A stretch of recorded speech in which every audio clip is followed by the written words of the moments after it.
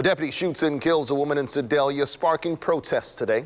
41 Action's reporter Andres Gutierrez has more on what investigators say they didn't find that has some questioning what's happening. 25-year-old Hannah Pfizer was shot and killed by a Pettis County Sheriff deputy Saturday night in between the Sedalia Asian Buffet and Catfish Restaurant. The sheriff's office says she threatened to shoot the deputy, and now investigators say that there wasn't even a weapon in the car. It is unjust.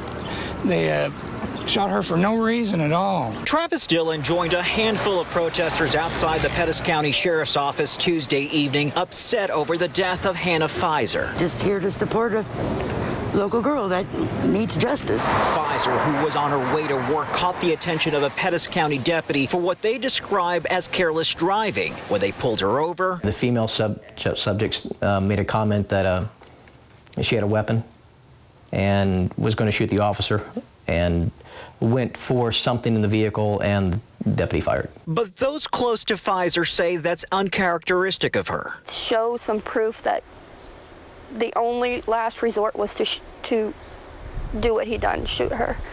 Why did he feel so threatened by a 140-pound little girl who was on her way to work? The Missouri State Highway Patrol, who's leading the investigation, say they didn't find any kind of weapons during a search of Pfizer's car. But it's not the only thing, you know, there's other evidence that you have to look at. Investigators are now relying on security cameras from nearby businesses for video because the deputy's cruiser didn't have a working dash camera and he wasn't wearing a body camera, which the agency used to have. However, at one point we had I believe a software or hardware issue with the cameras themselves, with the in-house server that was on it, and then we had issues with the batteries. So a lot of the cameras were not functioning, and it is almost best to have, if you don't have complete functioning equipment, it's better to have no equipment than something that doesn't work. The lack of that tool, along with the actions that led up to Pfizer's death, are drawing a critical eye to the sheriff's office. There's other ways around when you get pulled over, not just pull a gun out and shoot somebody. In Sedalia, Andres Gutierrez, 41 Action News.